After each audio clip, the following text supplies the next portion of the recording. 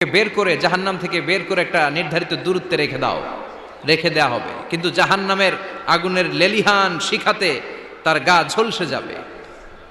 সে আল্লাহর ডেকে বলবে, মাবুদ তোমার কাছে আমি কিছু চাই না,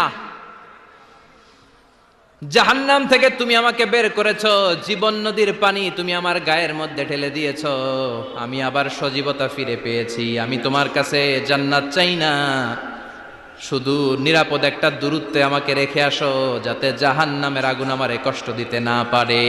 আল্লাহ, আমি কিন্তু তোমার কাছে জান্নাত চাই না। কি চাই না? জান্নাত চাই না, কিন্তু জাহান্নামের আগুন আমারে কষ্ট দিচ্ছে, এতটা দূরত্বে রাখো যাতে জাহান্নামের আগুন আমার গায়ে না লাগে।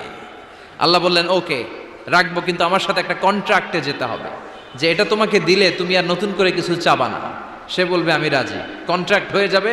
আল্লাহ জিব্রাইলকে বলবেন, যাও এমন দূরত্বে রাখো যাতে জাহান্নামের আগুন ওরে কষ্ট না দেয়। রেখে আসা হবে। অনেক দিন সে ওখানে